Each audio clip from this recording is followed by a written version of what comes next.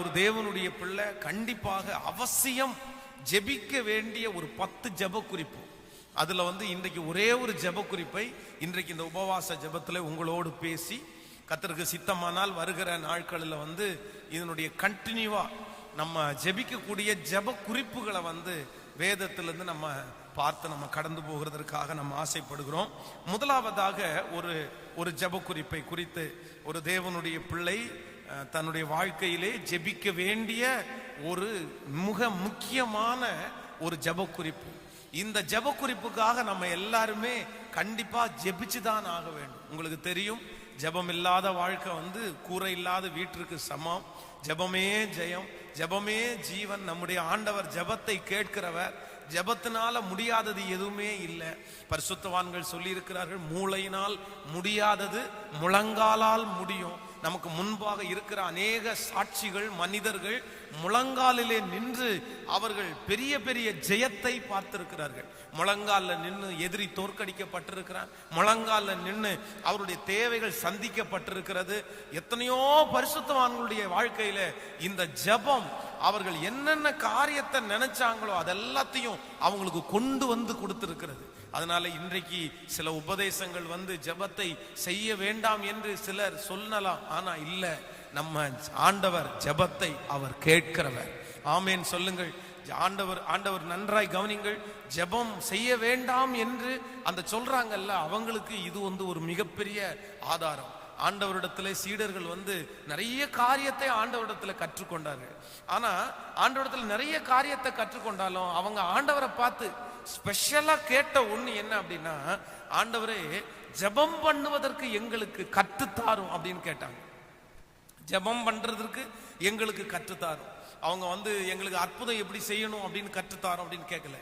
இல்லைன்னா வேற ஏதாவது ஒண்ணு இப்படியெல்லாம் செய்யுங்களா ஆண்டவர். ஆண்டவர் எத்தனையோ செய்தார். குருடருக்கு பார்வை கொடுத்தார், சப்பானிகளை நடக்க வைத்தார், மீனினுடைய வயிற்றுல பணத்தை கட்டளையிட்டார், எத்தனையோ அதிகாரிகளுடைய கண்கள் அவருக்கு என்னென்னமோ அவருடைய ஊழியத்துல செஞ்சாலும் சீசர்கள் ஆண்டவரிடத்திலே கற்றுத்தாரும் என்று கேட்டது, ஆண்டவரே எங்களுக்கு ஜெபம் பண்ணுவதற்கு கற்றுத்தார். பொதுவா இன்னைக்கு ஒன்று கவனிங்க. நீங்க இருக்கிறீங்கன்னு வைங்களேன், நீங்க ஏதோ என்னிடத்துல ஒண்ணு கேக்குறீங்க, பாஸ்டர் கொஞ்சம் சொல்லி கொடுங்க அப்படின்னு கேக்குறீங்கன்னு வைங்களேன். ஏன் கேக்குறீங்க அப்படின்னா, ஒண்ணு உங்களுக்கு தெரியாது, இன்னொன்னு நான் அந்த காரியத்தை பர்ஃபெக்டா செய்யறதுனால என்கிட்ட கேட்பாங்க.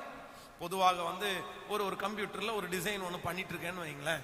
ஒரு டிசைன் பண்ண இன்ட்ரெஸ்ட் இருக்கிறான், ஆனா தெரியாத ஒரு நபர் என்கிட்ட பாஸ்டர் இந்த டிசைன் எப்படி பண்ணணும் பாஸ்டர். அப்போ எனக்கு ஏற்கனவே அதுல நான் பண்ணி இருக்கிறத பார்த்து, பாஸ்டர் ரொம்ப அழகா பண்றாரு, நம்ம நீட்டா இருக்கிறதே, நம்மளும் இதை கத்துக்கலாமே, பாஸ்டர் சொல்லி கொடுப்பாரு.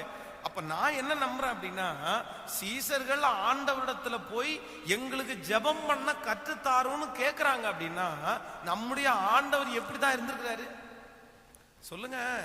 சோ ஜெபிக்கிறவரா இருந்திருக்கிறார். நம்முடைய ஆண்டவர் ஜெபத்துல எக்ஸ்போர்ட்டா இல்ல அப்படின்னா கண்டிப்பா சீசர்கள் போய் ஆண்டவரிடத்துல என்ன கேட்டிருக்க மாட்டாங்க, ஜெபிக்க கற்றுத்தாருன்னு கேட்க மாட்டாங்க. அப்போ நம்முடைய வேதமும் நமக்கு சொல்லுகிறது, ஆண்டவர் ராம் முழுதும் ஜெபித்தார், அதிகாலையிலே இருட்டோடே எழுந்து ஜெபித்தார். ஆண்டவர் ஜெபம் பண்ணும்படி ஒரு தனித்து ஒரு இடத்தில் அவர் கடந்து போனார். 40 நாட்கள் அவர் ஜெபம் பண்ணாரு. ஜெபம் பண்ணார். எவ்வளவு ஆண்டவரை குறிச்சு ஜெபம். அப்போ சீடர்கள் எங்களுக்கு ஜெபம் பண்ண கற்றுத்தாரோன்னு கேட்கும் போது ஆண்டவர் என்ன சொல்லியிருக்கணும் அப்படின்னா, நீ எல்லாம் ஒன்னும் ஜெபம் பண்ண வேண்டிய அவசியம் இல்லப்பா. எதுக்குப்பா ஜெபம் பண்ற? நான் தான் உனக்காக எல்லாத்தையும் செய்து முடிக்க போறேனே, நீ ஜெபம் பண்ண வேண்டிய அவசியம் இல்லை, உனக்கு அதெல்லாம் ஒன்றும் கத்துக்க வேண்டிய அவசியம் இல்லை, நீ வாழ்றதுக்கு நல்லா கத்துக்கிட்டா போதும் அப்படின்னு சொல்லல. வேதம் சொல்லுது, அவர்கள் கேட்டது போல ஆண்டவர் ஜெபம் பண்ணுகிறதை குறித்து அவர்களுக்கு கற்றுக் கொடுத்தார். பரமண்டலத்தில் இருக்கிற எங்கள் பிதாவே, உம்முடைய நாமம் பரிசுத்தப்படுவதாக, உம்முடைய ராஜ்யம் வருவதாக, அந்த ஜெபத்தை அர்த்தமாய் அவர்களுக்கு கற்றுக் கொடுத்தார். அப்போ இதுல உங்களுக்கு நல்ல ஒரு ஆன்சர் கிடைக்கணும். ஜெபம் பண்ண வேண்டான்னு யாராவது ஒருத்தர் சொன்னாங்கன்னா, இந்த வார்த்தை, இந்த வசனம் உங்களோட பேசும். அவங்க சொல்ற உபதேசம் தவறான உபதேசம். ஜெபம் பண்ண வேண்டாம் என்று சொல்லுகிறவர்கள் அது ஆண்டவருக்கு பிரியம் உள்ளவர்கள் அல்ல என்கிறது உங்களுக்கு தெரியும். நம்ம ஜெபம் பண்ண வேணாம்னா ஆண்டவர் ஜெபத்தை குறித்து கண்டிப்பா என்ன பண்ணிக்க மாட்டாரு, சொல்லி கொடுத்துருக்கவே மாட்டாரு. சோ ஒரு தேவனுடைய பிள்ளையினுடைய வாழ்க்கையில ஒரு விசுவாசியினுடைய வாழ்க்கையில ரொம்ப மஸ்ட் என்ன, மிக தேவையான ஒன்று என்ன அப்படின்னா ஜெபம் பண்ணணும். சிலர் சொல்லுவாங்க, ஏன் ஆண்டவருக்கு என் சூழ்நிலை தெரியாதா, என் பிரச்சனை ஆண்டவருக்கு தெரியாதா, அவருக்கு தான் தெரியும் இல்ல, எல்லாமே முன்பாகவே அறிந்திருக்கிறார்ல, நாவில் சொல் புறக்கு முன்னே அறிந்திருக்கிறார்ல. அறிந்திருந்தாலும் ஒரு மனுஷனிடத்துல போய் ஆண்டவர் என்ன கேட்கிறாருன்னா, நீ சொஸ்தமாக வேண்டும் என்று விரும்புகிறாயா? அவன் பதில் சொல்றான், ஆண்டவரே நான் விரும்புகிறேன். சோ விருப்பமே இல்லாத ஒருத்தனுக்கு பிரியாணியை கொடுத்தாலும் ஆசீர்வாதத்தை கொடுத்தாலும் அது அவனுக்கு அவ்வளவு விலையேற பெற்றதுன்னு என்ன செய்யாது சொல்லுங்க? கண்டிப்பா தெரியாது, கண்டிப்பா தெரியாது. சோ நம்ம ஏன் ஜெபம் பண்ணணும் அப்படின்னா, அந்த சூழ்நிலையை குறித்து ஆண்டவருக்கு ஒரு தாகம் இருக்கிறது உண்மைதான், நமக்கும் இருக்கணும்ன்றதுக்காக நீங்க எந்த அளவுக்கு அந்த காரியத்தை குறித்து ஆண்டவருடைய சமூகத்துல விசுவாசத்தோடு ஜெபிக்கிறீர்கள் என்கிறத ஆண்டவர் கவனிக்கிறார். சோ நம்முடைய வாழ்க்கையில திரும்ப திரும்ப சொல்றேன், ரொம்ப மஸ்ட், மிக தேவையான ஒன்று என்னன்னா ஜெபம் பண்றது. இன்னைக்கு இருக்கிற வாலிப தம்பிங்க தங்கச்சிங்க நிறைய பேரு இந்த மாதிரி உபதேசத்தை கேட்டு அவர்களுக்கு எதுக்கு பிடிக்கிறது இல்லைன்னா, ஜெபம் பண்றதுக்கு பிடிக்கிறதே இல்லை. அம்மா அப்பா ஜெபம் பண்ணுங்கப்பா, கொஞ்ச நேரம் பிரேயர் பண்ணுங்க அப்படின்னு கேட்டா எல்லாமே செய்ய முடியுது, ஆனா அவங்களால என்ன பண்ண முடியலன்னா ஜெபம் பண்ண முடியல. ஜெபம் இல்லாததுனாலதான் ஆவிக்குரிய வாழ்க்கை தடுமாற்றமா இருக்குது, பரிசுத்த வாழ்க்கை தடுமாற்றமா இருக்கிறது. நீங்க பாருங்களேன், உங்களுடைய வாழ்க்கையில பாருங்க, நீங்க ஜெபம் பண்ணாம ஒரு காரியத்தை செய்யறதற்கும் ஜெபம் பண்ணி ஒரு காரியத்தை செய்யறதற்கும் வித்தியாசம் இருக்கா இல்லையா? ஜெபம் பண்ணிட்டு நம்ம செய்யும் போது நம்மை அறியாமலே ஒரு தனி தைரியம் நமக்குள்ள இருக்கும். சோ ஆண்டவர் நம்முடைய ஜெபத்தை கேட்டாரு. அதனால வாலிபர்களுக்கு கூட நான் சொல்றேன், ஜெபம் உங்களுடைய வாழ்க்கையில மிக அவசியமானது. ஆமென் சொல்லுங்கள். இன்றைக்கு முதலாவதாக ஒரு காரியத்தை ஒரு தேவனுடைய பிள்ளை நம்ம ஜெபிக்க வேண்டிய மிக முக்கியமான ஒரு ஜெப குறிப்பை குறித்து நம்ம வாசிக்க போறோம். எல்லாரும் எடுத்துக்கொள்ளலாமா? நியாயாதிபதிகளின் புஸ்தகத்தை எடுத்துக்கொள்ளுங்கள்.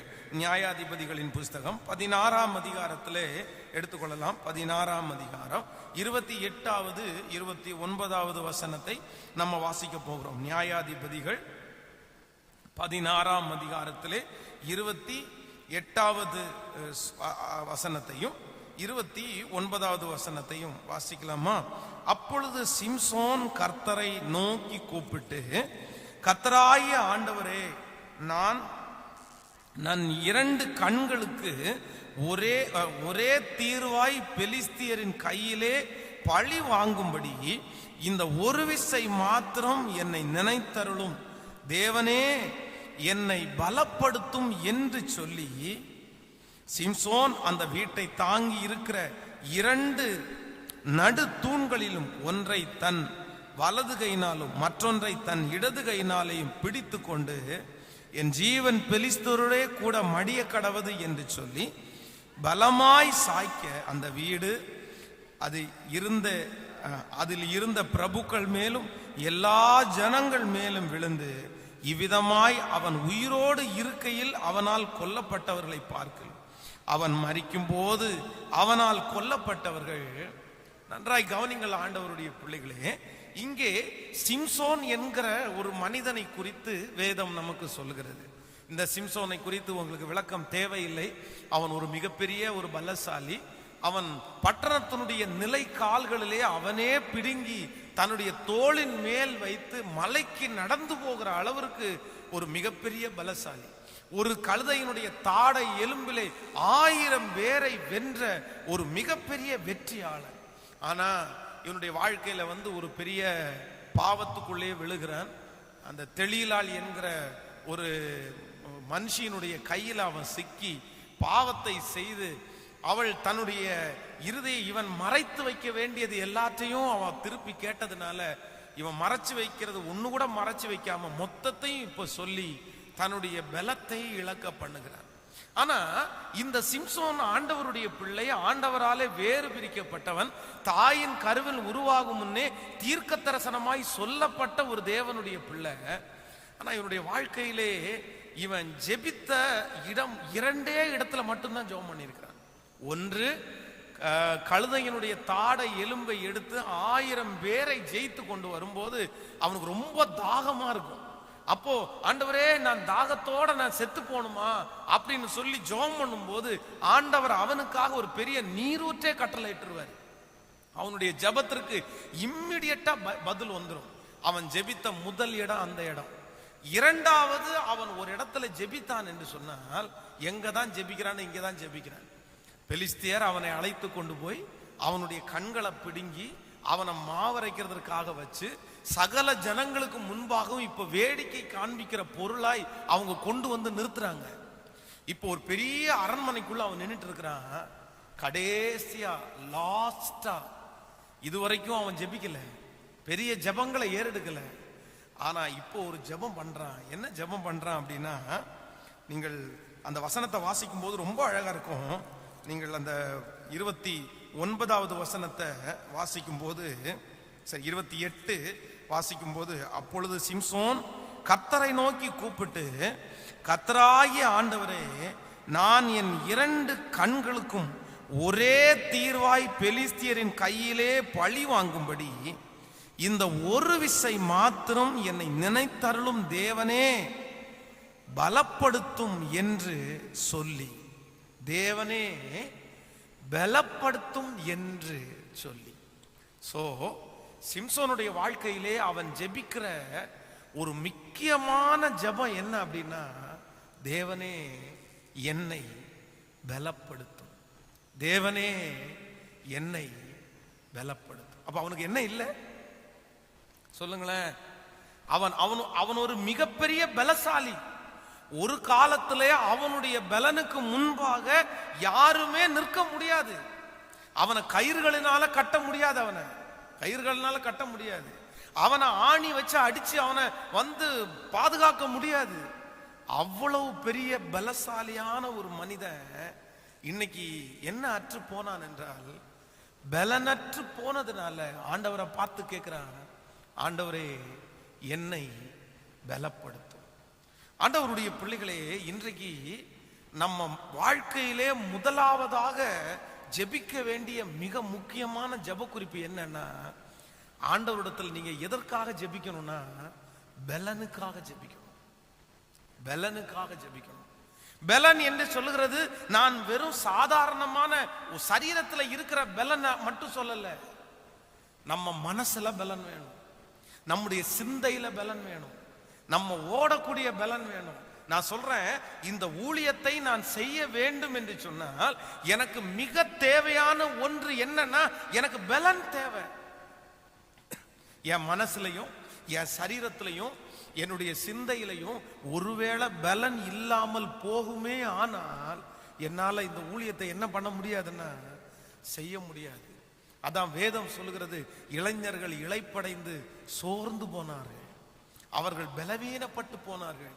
ஆனால் கர்த்தருக்கு காத்திருக்கிறவர்களோ புது பலன் அடைந்து தங்கள் கழுகளைப் போல செட்டைகளை அடித்து உயரே எழும்புவார்கள். இன்னைக்கு என் கூட இந்த ஜெபத்துல இருக்கிற எல்லாருமே ஆண்டவரிடத்துல கேளுங்க, ஆண்டவரே எனக்கு என்ன தாரும் அப்படின்னா பலன் தாரும். இன்றைக்கு ஒருவேளை நீங்கள் போகிற சூழ்நிலை உங்களுக்கு கடினமா இருக்கலாம். சில மனிதர்கள் பிரச்சனைக்குள்ளாய் கடந்து போகும்போது அவர்கள் முதல் இழக்கிறது பணம் அல்ல, அவர்கள் முதல் இழக்கிறது அவர்களுடைய சொந்தங்களே அல்ல.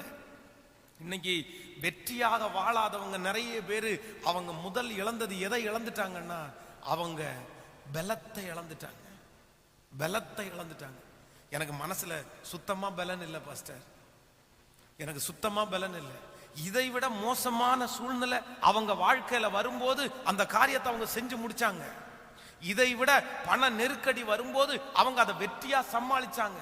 இதை போல இதை விட ஆயிரக்கணக்கான பிரச்சனைகள் அவர்கள் சூழ்ந்திருக்கும் போது அழகா தாண்டினாங்க. ஆனா இன்னைக்கு என்னால பழைய பிரச்சனை மாதிரி எல்லாம் கிடையாது. இதை விட பெரிய பெரிய பிரச்சனையெல்லாம் நான் பார்த்துட்டேன், பெரிய பெரிய சூழ்நிலையெல்லாம் பார்த்துட்டேன். ஆனா இன்னைக்கு என்னமோ இந்த சாதாரணமான பிரச்சனைக்கு சோர்ந்து போகிறேன். அவங்க திட்டும் போது சோர்ந்து போறேன், இவங்க இந்த வார்த்தை சொன்னாங்கன்றதுக்காக மனசு உடைஞ்சு போறேன். இதுக்கு முன்னாடி நேருக்கு நேர் உட்கார வச்சு கெட்ட வார்த்தையை பேசி நீ உருப்பட மாட்டேன்னு சாபத்தை போட்டு எத்தனையோ சவால்களை தங்களுடைய கண்ணுக்கு முன்னாடி கேட்டதுக்கு அப்புறம் கூட சோர்ந்து போகாத அநேகம் பேர் இன்னைக்கு சாதாரணமான ஒரு மனுஷன் இல்லைன்னா மனைவி, கணவனார், பிள்ளைகள் ஏதோ ஒரு வார்த்தை சொன்ன உடனே அவங்க சோர்ந்து போறாங்கன்னா, ஏன் சோர்ந்து போறாங்கன்னா அவங்களுக்குள்ள பழைய பலன் இல்லை, அந்த பலன் அவர்களை விட்டு போயிருச்சு. ஸோ இன்றைக்கு நம்ம எல்லாருமே எதற்காக ஜெபிக்க போறோம்னா, சாகிற வரைக்கும் எனக்கு என்ன தாங்க ஆண்டவரேனா பலன் தாரும். ஆமேன் சொல்லுங்க.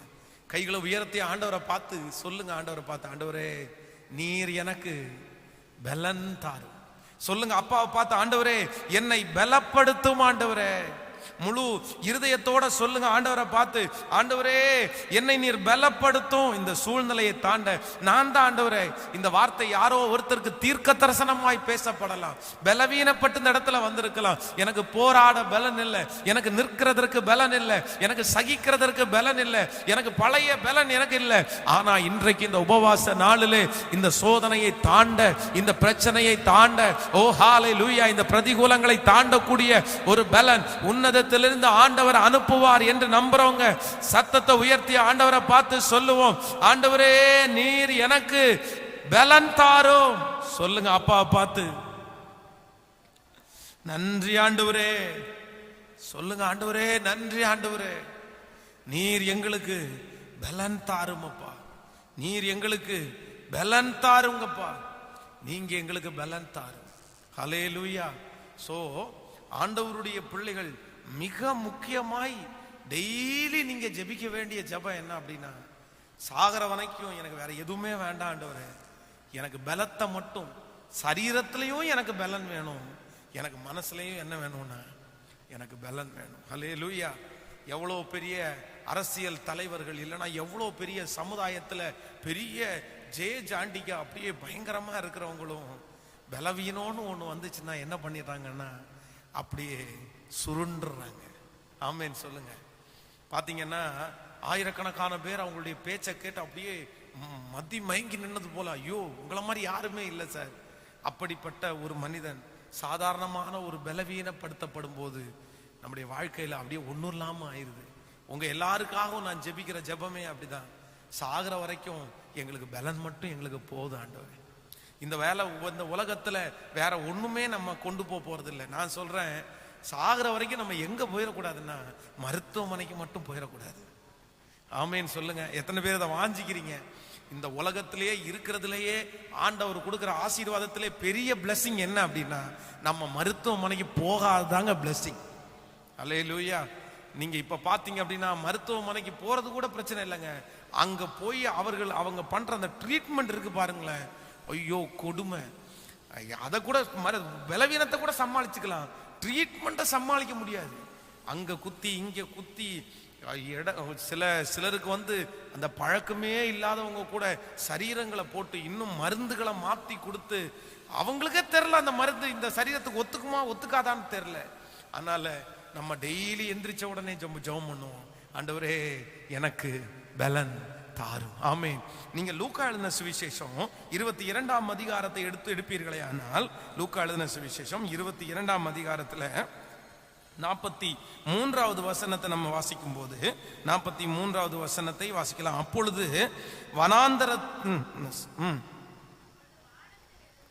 அப்பொழுது வானத்திலிருந்து ஒரு தூதன் தோன்றி அவரை பலப்படுத்தினார். அவர் மிகவும் வியாகுலப்பட்டு அதிக ஊக்கத்தோடே ஜெபம் பண்ணினார். அவருடைய வேர்வை இரத்தத்தின் பெரும் துளிகளாய் தரையிலே விழுந்தது. கவனிங்க 42வது வசனம். பிதாவே உமக்கு சித்தமானால் இந்த பாத்திரம் என்னை விட்டு நீங்கும்படி செய்யும், ஆகிலும் என்னுடைய சித்தத்தின்படி அல்ல உம்முடைய சித்தத்தின்படியே ஆக கடவது என்று ஜெபம் பண்ணினார். அப்பொழுது வானத்திலிருந்து ஒரு தூதன் தோன்றி அவரை பலப்படுத்தினான். ஆமென் சொல்லுங்க. இது யாருக்கு அப்படின்னு கேட்டா ஆண்டவராகிய இயேசு கிறிஸ்துவுக்கு. சோ ஆண்டவராகிய இயேசு கிறிஸ்து கல்வாரி மலையிலே இந்த முழு உலகத்தினுடைய பாவத்திற்காக அந்த சிலுவையை சுமக்கிறதற்கு முன்பாக அவருக்குள்ள என்ன வந்துச்சுன்னா ஒரு பலவீனப்பட்டது போல, ஒரு பல குறைவு போல வந்துருச்சு. அதற்காக தான் அவர் போய் என்ன பண்றாருன்னா அவர் ஜெபிக்கிறார். அந்த இடத்துல போய் வனாந்தரத்துல போய் அந்த முழங்கால் படிட்டு ஆண்டவருடைய சமூகத்துல அப்படியே ஜெபம் பண்றார். அவர் ஜெபம் பண்ணிட்டு இருக்கும் போதே வேதம் சொல்லுகிறது, வானத்திலிருந்து ஒரு தூதன் அப்படியே இறங்கி வந்து அவரை என்ன பண்ணினாராமா, அப்படியே பலப்படுத்தினார். அவரை பலப்படுத்தின உடனே வேதம் சொல்லுகிறது அவர் ஊக்கத்தோட ஜெபம் பண்ணார். அவருடைய வேர்வையின் துளிகள் அப்படியே ரத்தமாக வந்து விழுந்துச்சு. அதற்கு பின்பாக இந்த உலகத்திலே அவர் சுமக்க வேண்டிய அந்த சிலுவை, அந்த பாடுகளை அவர் அப்படியே சுமந்துட்டார். அப்ப நான் என்ன நம்புறேன் அப்படின்னா, நீங்க பலத்திற்காக ஆண்டவருடைய சமூகத்துல ஜெபிக்கும் போது வானத்திலிருந்து ஒரு தூதன் இறங்கி வந்து உங்களை என்ன பண்ணுவார் அப்படின்னா அப்படியே பலப்படுத்துவார். இன்றைக்கு இந்த சத்தத்தை கேட்கிற அன்பு தேவ பிள்ளையே, நீங்க ஜெபிக்க உடனே நான் நம்புறேன், இந்த உபவாச ஜெபத்துல ஆண்டவர் அநேகம் பேரை தூதர்களை அனுப்பி ஆண்டவர் என்ன பண்ணுவார்னா பலப்படுத்துவார். மகனே திடன்கொள், மகளே திடன்கொள். நம்ம நிறைய பேர் இதை உணர்ந்திருப்போம்னு நம்ம நம்புறோம். எதுனா நம்ம ரொம்ப பலவீனப்பட்டிருப்போம், ரொம்ப இதுக்கு மேல அவ்வளவுதான் ஓட முடியாது, இதுக்கு மேல எதையுமே நம்ம செய்ய முடியாது, போச்சு நம்முடைய வாழ்க்கை அப்படின்னு ரொம்ப சோர்ந்து போய் எதுலையுமே இன்ட்ரெஸ்ட் இல்லாம எதையுமே செய்ய முடியாம இருக்கும்போது ஏதோ ஒரு ஆராதனைக்கு அட்டன் பண்ணுவோம், ஏதோ கொஞ்ச நேரம் ஜெபம் பண்ணும்போது பாருங்களேன், நம்மை அறியாமலே நமக்குள்ள ஒரு புது பலன் வரும். அந்த பலன் வேற யாரும் கொடுத்த பலன் அல்ல, பரலோகத்தின் தேவன் தூதர்களை அனுப்பி நம்ம என்ன பண்றாருன்னா பலப்படுத்துகிறார். ஹல்லேலூயா. இது மட்டும் இல்ல, நீங்க வேதத்துல வந்து அப்போஸ்தலனாகிய பவுலுடைய சம்பவத்தை வாசிக்கும் போது அப்போஸ்தலனாகிய பவுல் கப்பல் பிரயாணத்துல போய்கொண்டே இருக்கிறார். இப்பொழுது காற்று பலமாய் அடித்து அந்த கப்பல் உடைஞ்சு எல்லாருமே செத்து போவோன்ற ஒரு சூழ்நிலைக்கு தள்ளப்பட்டார்கள். வேதம் சொல்லுகிறது, அவர்களுடைய சரக்குகள், அவர்கள் கொண்டு போன சாப்பாடு எல்லாத்தையும் தூக்கி கடல்ல போட்டதுக்கு அப்புறமும் அந்த சீற்றம் நிற்கவே இல்லை. யாரு அதான் அவன் சொல்லும்போது சொல்றாரு, இனி தப்பி பிழைப்போம் என்கிற நம்பிக்கை அற்று போயிற்று. இனி தப்பி பிழைப்போம் என்கிற நம்பிக்கை அற்று போயிடுச்சு, முடிஞ்சோண்டா, அவ்வளவுதான்டா அப்படின்னு நினைக்கும் போது வேதம் சொல்லுது, ஒரு தூதன் ராத்திரியில வந்து என்ன சொல்றாரு அப்படின்னா, பவுலே என்ன செய்யாத, பயப்படாத, நீ ராயனுக்கு முன்பாக நிற்கணும், அதற்காக உன்னையும் உன் கூட இருக்கிற யாருக்கும் எந்த ஆபத்தும் வராதுன்னு பலப்படுத்தினார். கையை உயர்த்தி ஒரு ஹல்லேலூயா சொல்லுங்க. இந்த கடல்ல செத்துருவோம் மடிஞ்சிருவோம் அப்படின்னு அத்தனை பேரும் இந்த கடல்ல இருந்து இனி கரையேற முடியாதுன்னு சொல்லிட்டு இருக்காங்க. ஆனா அங்க ஒரே ஒருத்தர் மட்டும் அவ்வளோ பெரிய பிரச்சனையிலையும் எல்லாரையும் கூப்பிட்டு சொல்றாரு, நீங்க ஒன்னும் கவலைப்படாதீங்கப்பா, நீங்க யாரும் பயப்படாதீங்கப்பா, நம்ம யாருமே என்ன பண்ண மாட்டோம், நம்ம யாருமே சாக மாட்டோம், இந்த கடலுடைய சீற்று நம்மள ஒண்ணும் பண்ணாது. ஏன் அப்படின்னா, என்னை ஆட்கொண்டவரும் என்னை இந்த ஊழியத்திற்காக அழைச்ச ஆண்டவரும் ஒரு தூதனை அனுப்பி நேற்றைக்கு ராத்திரி என் கூட பேசினாரு, பவுலே நீ ராயனுக்கு முன்பாக நிற்க வேண்டும், அதனால நீயும் உன் கூட இருக்கிற அத்தனை பேரும் காப்பாற்றப்படுவீர்கள் என்று என்ன அந்த தூதன் பலப்படுத்திட்டார் அப்படின்னு சொல்றாரு. நான் நம்புறேன், அதே தூதன் இன்றைக்கு இந்த ஜெபத்திலே என்னோடு கூட ஆராதனையில கலந்து கொண்டிருக்கிற ஆண்டவருடைய பிள்ளையே, பலவீனப்பட்டு போய்விட்டாயோ, இனி எழும்புவோம் என்கிற நம்பிக்கை உன்னை விட்டு போய்விட்டதோ, இனி தப்பி பிழைப்போம் என்கிற நம்பிக்கை இல்லை, இந்த கடல் இந்த பிரச்சனை என்னை மூழ்கடித்து விடும் என்று சொல்லுகிறீர்களோ, அன்றைக்கு அப்போஸ்தலனாகிய பவுலை பலப்படுத்தின அதே தேவதூதன் இன்றைக்கு நீங்கள் ஜெபிக்கும் போது இந்த உபவாச ஜெபத்துல உங்க பக்கத்துல இறங்கி வந்து உங்களை தட்டி கொடுத்து, அப்பா அவர் சொல்றாரு, இல்ல நீ ராயனுக்கு முன்பாக நிற்க வேண்டும், இன்னும் நிறைய ஜனங்களுக்கு முன்பாக நீ நிற்க வேண்டும். ஓ ஹல்லேலூயா. உங்களை சோர்ந்து போகிறதற்கு ஆண்டவர் விடுவதில்லை. இப்பொழுது இந்த உபவாச ஜெபத்துல கர்த்தர் உங்களை பலப்படுத்துறதை நான் பார்க்கிறேன். அநேகர் ஆண்டவர் பலப்படுத்துறாரு, அநேக ஆண்டவருடைய பிள்ளைகளை ஆண்டவர் பலப்படுத்துறாரு. இல்ல நான் உன்னை பலப்படுத்துவேன், மீண்டும் உன்னை நிற்க பண்ணுவேன், இந்த கடலுடைய சீற்றத்திற்கு நீ தப்புவிக்கப்படுவாய். நீ ராயனுக்கு முன்பாக போய் நின்று என்னை குறித்து சாட்சி சொல்லுவாய். அங்கே இருக்கிற அநேகரை ரட்சிப்புக்குள்ள நடத்துறதுக்கு நான் உன்னை பயன்படுத்துவேன்னு இப்ப ஆண்டவர் பலப்படுத்துகிறார். கைகளை உயர்த்தி ஒரு ஹல்லேலூயா சொல்லுவோம். சோ நம்முடைய ஆண்டவர் யார் அப்படின்னா நம்மை பலப்படுத்துகிற ஆவியானவர். அதான் நம்ம பாடும்போது கூட அழகாய் பாடுவோம், ஆண்டவரே நீர் என்னை பலப்படுத்துகிற ஆவியானவர். ஹல்லேலூயா. இது மட்டும் இல்ல, நீங்கள் 1 ராஜாக்களின் புஸ்தகத்துல நீங்கள் ஒரு வசனத்தை வாசிப்பீர்களே ஆனால் எடுத்துக்கொள்ளலாமா? 1 ராஜாக்கள் 19ஆம் அதிகாரத்தை எடுத்துக்கொள்ளலாம். 1 ராஜாக்கள் 19ஆம் அதிகாரத்திலே 8வது வசனத்தை நம்ம வாசிக்க போகிறோம். 19ஆம் அதிகாரம் 8வது வசனத்தை, அப்பொழுது அவன் எழுந்திருந்து புசித்து குடித்து அந்த போஜனத்தின் பலத்தினால் 40 நாள் இரவும் பகலும் ஓரேப் என்னும் தேவனுடைய பர்வதம் மட்டும் நடந்து போனான். இன்னொரு விசை ஸ்தோத்திரம். 6வது வசனத்திலிருந்து வாசிக்கலாம், 5லிருந்தே வாசிங்களேன். ஒரு சூரை செடியின் கீழ் படுத்துக்கொண்டு நித்திரை பண்ணினான். அப்பொழுது ஒரு தூதன் அவனை தட்டி எழுப்பி, எழுந்திரு, போஜனம் பண்ணு என்றான். அவன் விழித்து பார்க்கிற போது இதோ தழலினால் சுடப்பட்ட அடையும் ஒரு பாத்திரத்தில் தண்ணீரும் அவன் தலைமாட்டில் இருந்தது. அப்பொழுது அவன் புசித்து குடித்து திரும்பவும் படுத்து கொண்டான். கர்த்தருடைய தூதன் திரும்ப 2ஆம் தரம் வந்து அவனை தட்டி எழுப்பி, எழுந்திரு, போஜனம் பண்ணு, நீ பண்ண வேண்டிய பிரயாணம் வெகு தூரம் என்றான். அப்பொழுது அவன் எழுந்திருந்து புசித்து குடித்து அந்த போஜனத்தின் பலத்தினால் 40 நாள் இரவும் பகலும் ஓரேப் என்னும் தேவனுடைய பர்வதம் மட்டும் நடந்து போனான். ஹல்லேலூயா. கவனிங்க, இந்த தீர்க்கதரிசி எலியா தீர்க்கதரிசி பெரிய ஊழியத்தை செய்த தேவ மனுஷன். இவர் வானத்தை அடைக்கணும்னு சொன்னா வானம் அப்படியே அவ்வளவுதான் அடைஞ்சிரும். வானத்தை திறந்தால் மழை பெய்யும். அவ்வளோ பெரிய தீர்க்கதரிசி. இந்த தீர்க்கதரிசியின் மூலமாய் ஆண்டவர் செய்த அற்புதம் எல்லாம் உங்களுக்கு தெரியும். அவ்வளவுதான், பஞ்சம் தேசத்துல உண்டாகுது.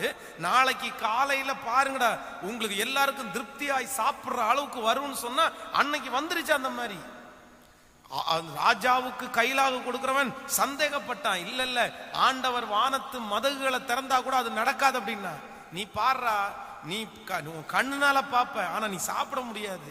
அதே மாதிரியே பாத்தீங்கன்னா அடுத்த நாள் காலையில அவ்வளவு பெரிய தீர்க்கதரிசி.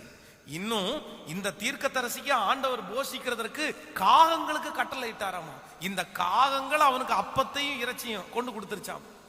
சோ அவ்வளவு பெரிய தீர்க்கதரிசி ஒரு சாதாரணமான அந்த தேசத்துல இருக்கிற ஒரு பெண், அதுவும் ஒரு பாவியான ஸ்திரீ, ஒரு மிரட்டுறதுனால அவர் என்ன பண்ணிட்டார் அப்படின்னா சோர்ந்து போயிட்டாரு.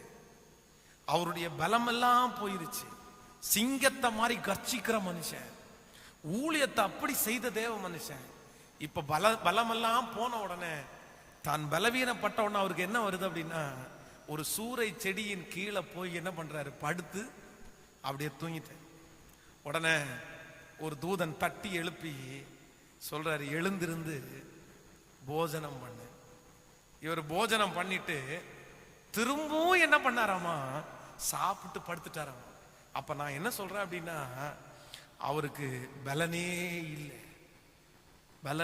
இல்லை. திரும்பவும் படுத்துட்டு அடுத்த வேளை சாப்பாடு நெக்ஸ்ட் அப்படின்னா, அடுத்த அவர் தூதன் தட்டி எழுப்புறது எப்ப எழுப்புறாரு அப்படின்னா நெக்ஸ்ட் சாப்பாடு. அது எத்தனை மணி நேரம் தெரியல, 6 மணி நேரமோ 5 மணி நேரம் தெரியல. அடுத்து அவனை தட்டி எழுப்பி திரும்பவும் தூதன் என்ன சொல்றாருன்னா, எழுந்திருந்து போஜனம் பண்ணு. அதோட நிறுத்தாம நீ போக வேண்டிய தூரம் வெகு தூரம், நீ பண்ண வேண்டிய பிரயாணம் இன்னும் நிறைய இருக்கு. உடனே அந்த சாப்பாடை எடுத்து சாப்பிட்டு நடக்க ஆரம்பிச்சான். வேதம் சொல்லுது, அந்த ஒருவேளை சாப்பாடுடைய பலத்தினால 40 நாள் இரவும் பகலும் ஓரேப் என்கிற பர்வதம் மட்டும் நடந்தான. அல்லேலூயா. இன்றைக்கு ஆண்டவர் யாரோ ஒருத்தர் இடத்துல இந்த வார்த்தையை பேசிட்டே இருக்காரு. எனக்கெல்லாம் சோறு வரும்னு நான் நினைச்சதே இல்லை பாஸ்டர்.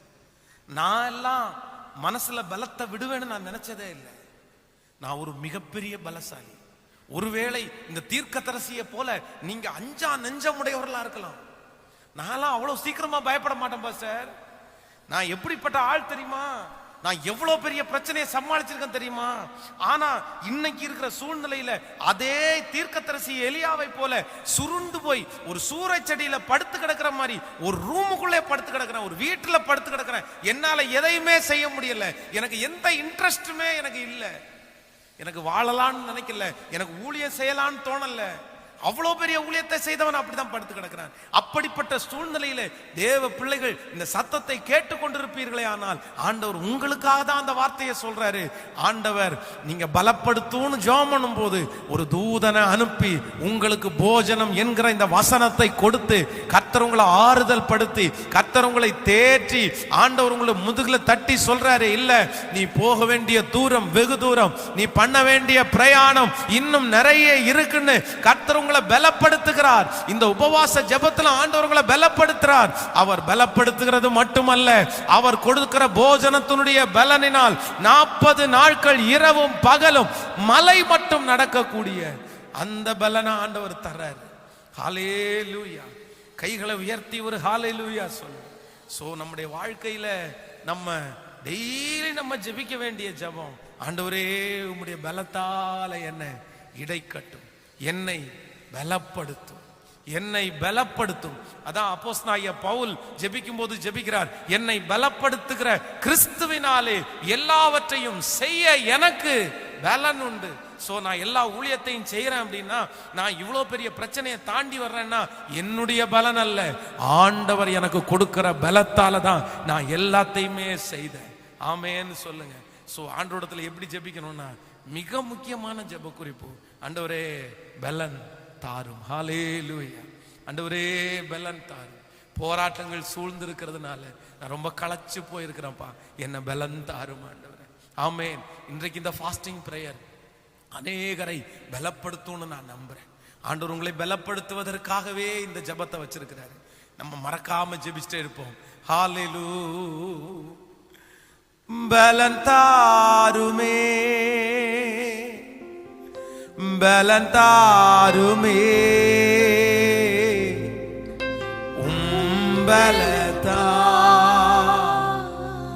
என்னை நிரப்பிடுமே, பலன் தாருமே, பலன் தாருமே, பலத்தா நிரப்பிடுமே. போராட்டங்கள் சூழ்ந்ததாலே மனம் நொந்து நிற்கின்றேனே, சோராது ஓடிட உன்னத பலன் தாருமே. பாடுங்க பார்க்கலாம். போராட்டங்கள் சூழ்ந்ததாலே மனம் நொந்து நிற்கிறேன், மனம் நொந்து நிற்கிறேனே, சோராது ஜெபிக்க ஜெபாவி வரம் தாருமே. கரங்களை மேல உயர்த்தி சொல்லுவோம், பலன் தாருமே. எல்லாரும் கேளு அப்பா பாட்டு. பலன் தாருமே, முழு பலத்தோ பலன் தாருமே, பலன் தாருமே, பலத்தால்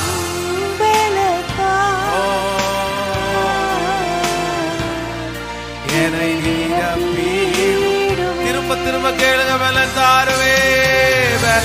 அப்பா நான் தாண்டவரே பலவீனமா அந்த இடத்துல வந்திருக்கிறேன், எனக்கு பலனே இல்லப்பா.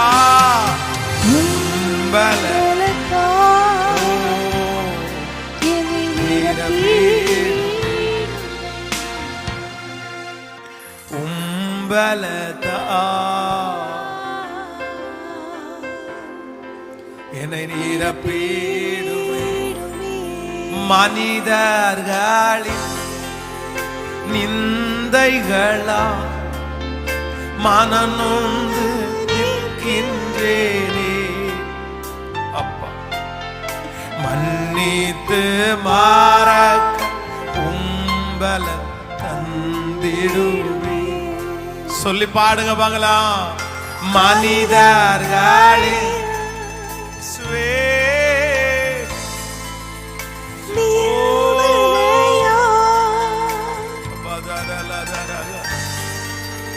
மனம் நொந்து நிற்கின்றேனே.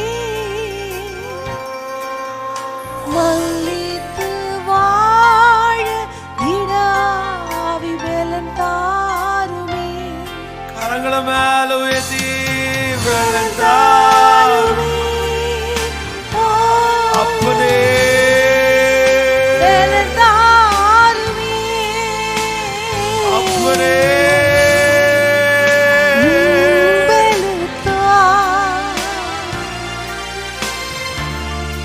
என்னை நிரப்பிடுமே. பலன் தாருமே.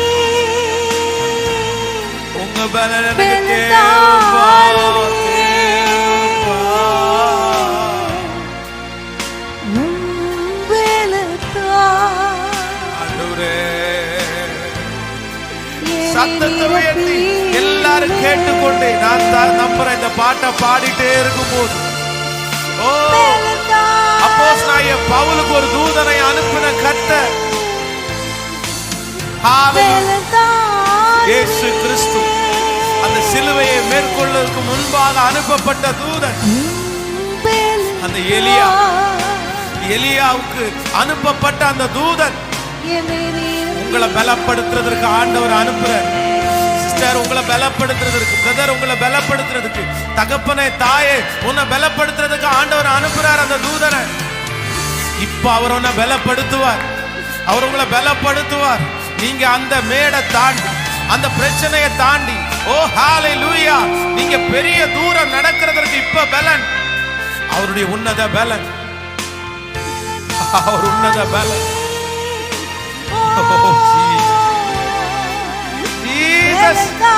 கேளுங்க, சத்தத்தை உயர்த்தி அப்பாட்ட பலன் தாரும் ஆண்டவரே. இந்த உபவாச ஜெபத்துல என்னோடு சேர்ந்து கேளு. டாடி, இந்த ஊழியத்தை செய்யறதற்கு பலன் தாங்க டாடி. போராட்டங்களை தாண்ட பலன் தாங்க டாடி. உம்முடைய ஆலயத்தை கட்டுறதற்கு பலன் தாங்க டாடி. உமக்காக அந்த இடத்தை வாங்குறதற்கு பலன் தாங்க டாடி. அப்பா, பரிசுத்தமாய் வாழ பலன் தாங்கப்பா, உண்மையா வாழ பலன் தாங்கப்பா, உமக்காய் கடைசி வரையும் ஓடுறதுக்கு பலன் தாங்கப்பா. என் பலத்தால அல்ல, என் பலத்தால ஓட முடியாது, என் பலத்தால ஊழியம் செய்ய முடியாது. எனக்கு பலன் இல்லப்பா, எனக்கு பலன் இல்லப்பா. உங்க பலன், உங்க பலன் இப்போ எனக்கு இறங்கட்டும் ஆண்டவரே. ஓ பலன் தாருமே.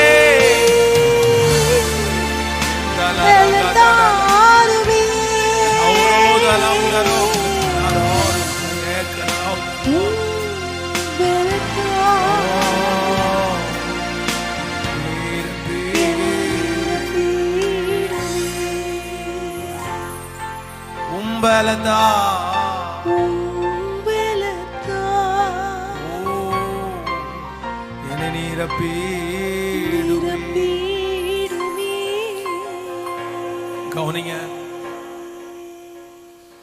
எவ்வளோ பெரிய பரிசுத்தவான்களா இருந்தாலும், எவ்வளோ ஆண்டவரோட நெருக்கமா இருக்கிறவங்களா இருந்தாலும்,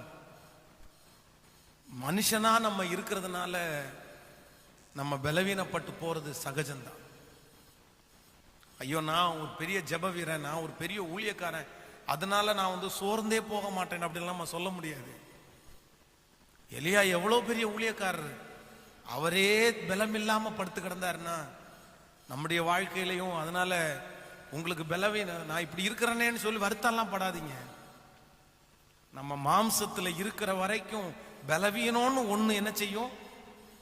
அதான் அப்போஸ்தலனாகிய பவுல் சொல்லும்போது சொல்ற, நான் அல்ல, எனக்குள்ள இருக்கிற பலவீனம் தான் அப்படி செய்யுது. அதனால பலவீனம்னு ஒண்ணு இருக்கும், ஆனா நம்மை பலப்படுத்துகிற கிறிஸ்து நமக்குள்ளே இருக்கிறார். மறக்கவே முடியாது.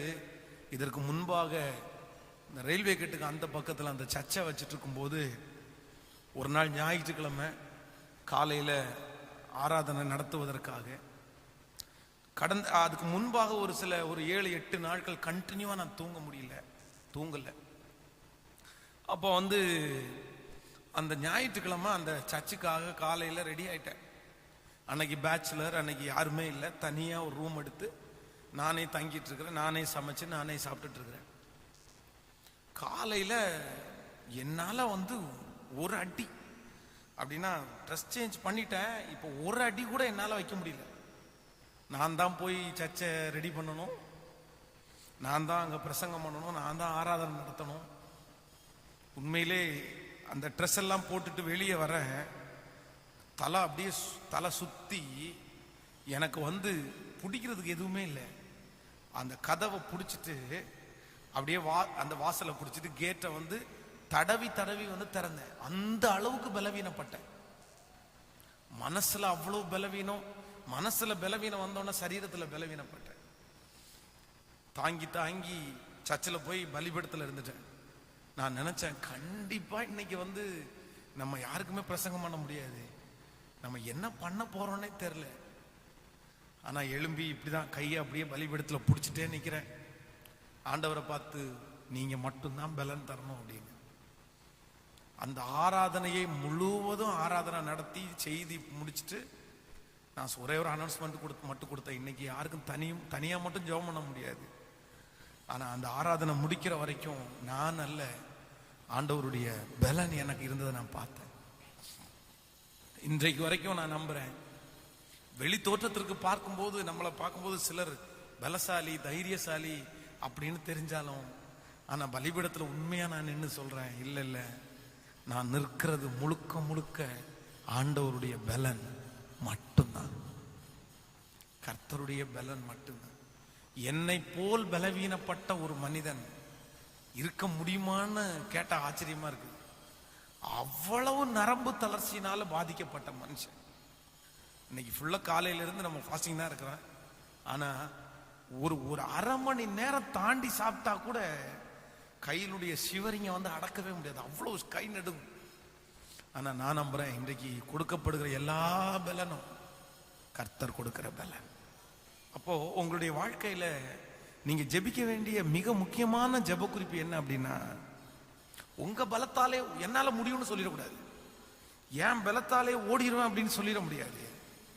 எப்பவுமே பரிசுத்தமாய் வாழ்றதற்கு கூட கர்த்தர் பலன், கர்த்தர் பலன்.